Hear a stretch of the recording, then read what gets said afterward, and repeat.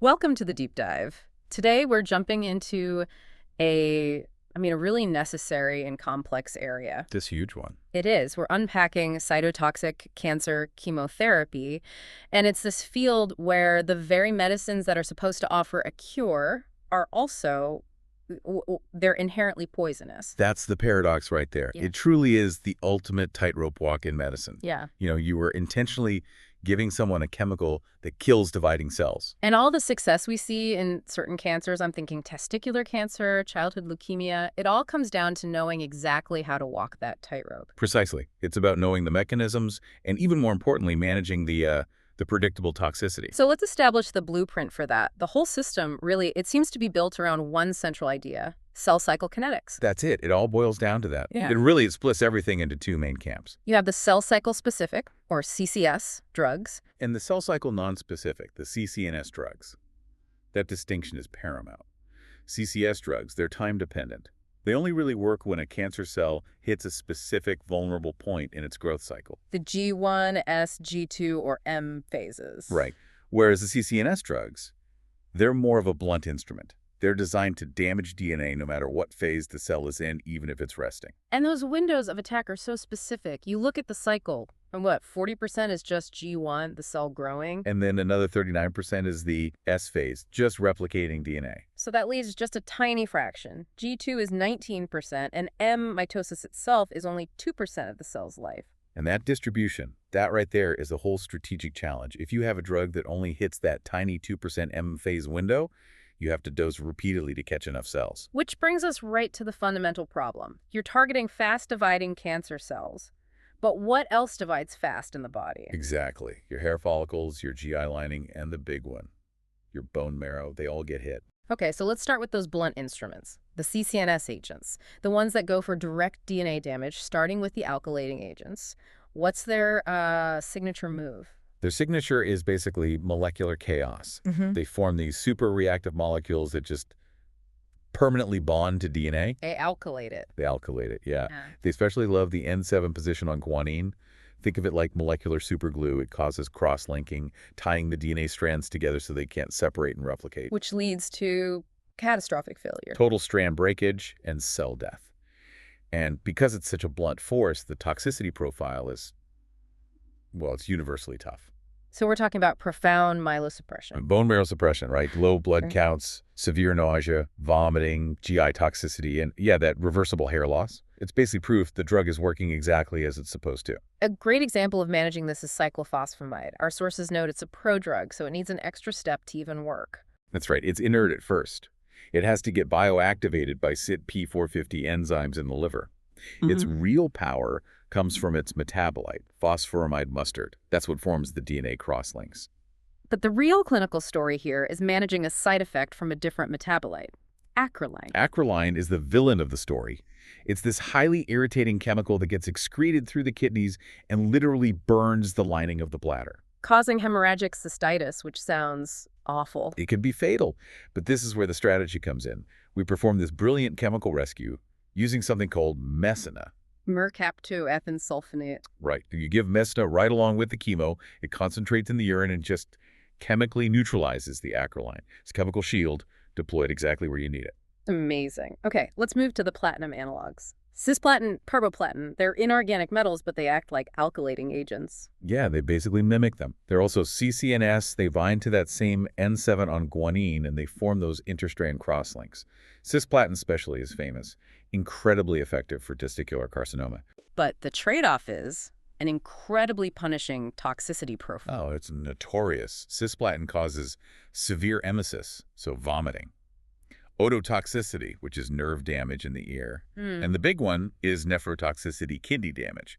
It has a black box warning for it. So how do you even manage that? Aggressive hydration. You are literally flushing the patient's system to get that heavy metal out of the kidneys as fast as possible. And is that why you'd use carboplatin or oxaliplatin instead? Exactly. Carboplatin is easier on the kidneys and the GI tract, but you pay for it with more myelosuppression. Yeah. And oxaliplatin, which you see in colon cancer, has this very unique side effect.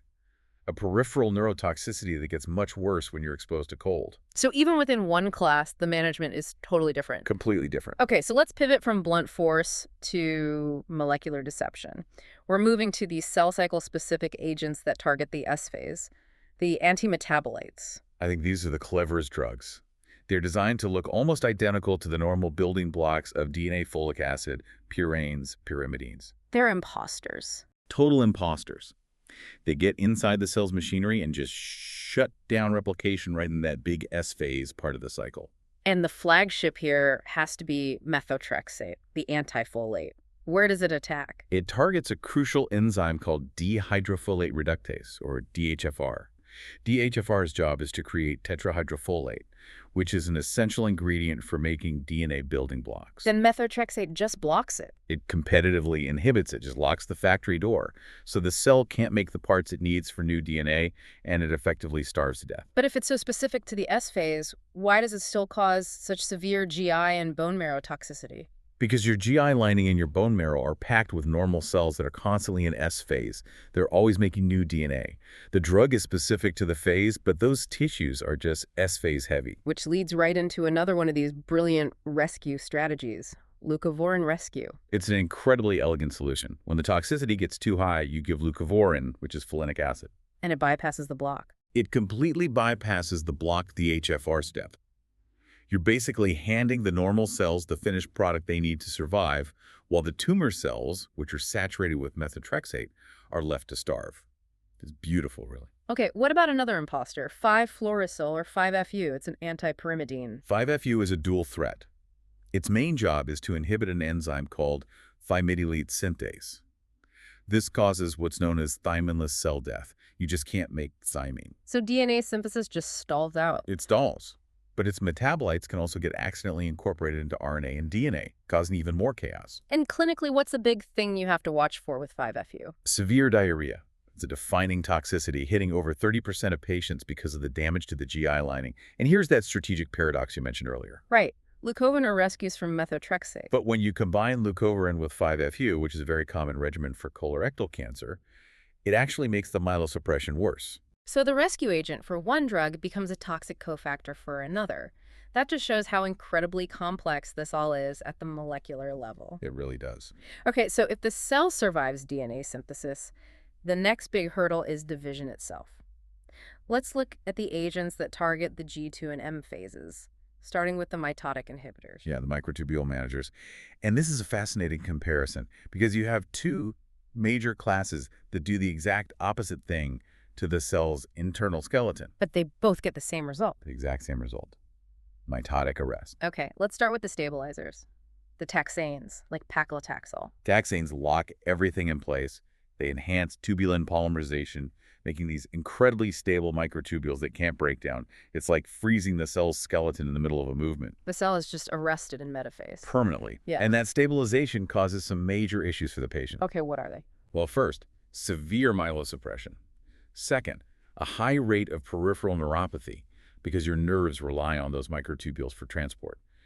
And third, and this is critical, a high risk of hypersensitivity reactions. Anaphylaxis even. Yes, which means you have to pre-treat every single patient with corticosteroids and antihistamines before you even start the infusion. And then on the complete opposite side, you have the vinca alkaloids, vincristine and vinblastine, the depolymerizers. Right. They do the opposite. They bind to the tubulin building blocks and prevent them from ever assembling into microtubules in the first place.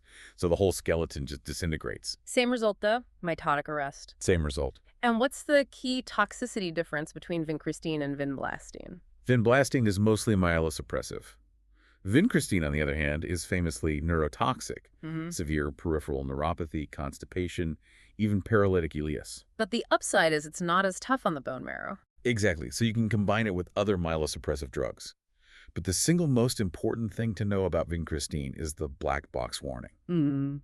It is absolutely fatal if given intrathecally. Into the spinal fluid. It must only ever be given intravenously.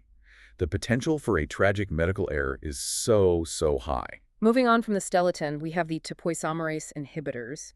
These manage the actual knots and tangles in the DNA strands. Topoisomerases are like the mechanics that cut and rejoin DNA to relieve strain during replication.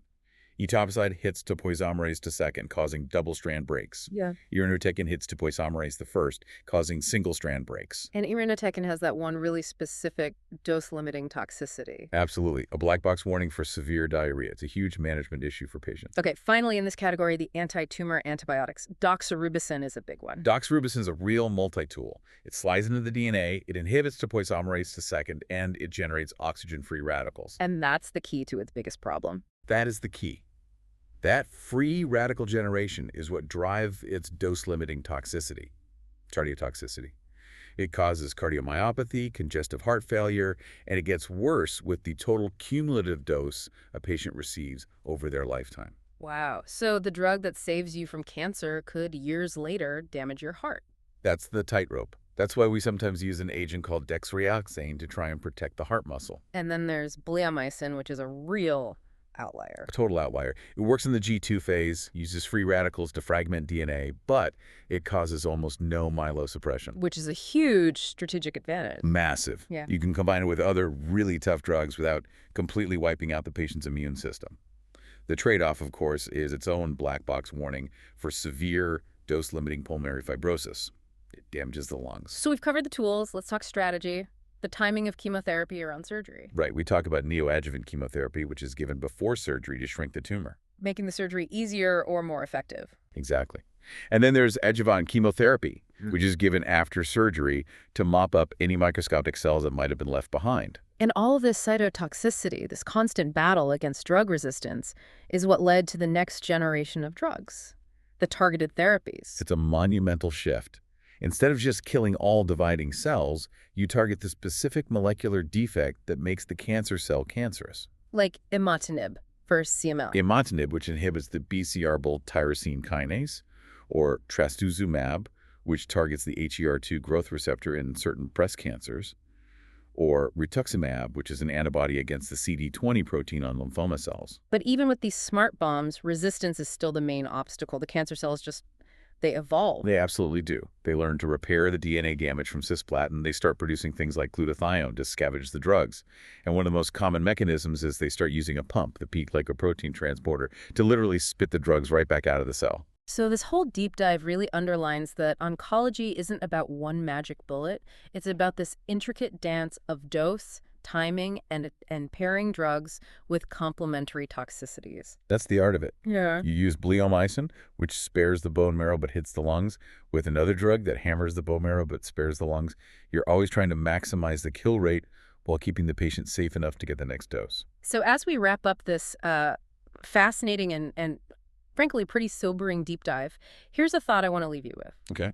We talked about the elegance of leucovorin rescue, right? How it saves normal cells from methotrexate. It's a lifesaver. It absolutely is a chemical shield. But then you combine that same leucovorin with 5-fluorouracil, and it makes the side effects worse. Yeah, that's the paradox. So the question for you to mull over is, what is going on at the metabolic level?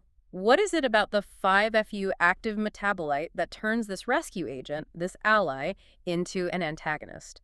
It's a perfect example of just how deep and unexpected these interactions can be.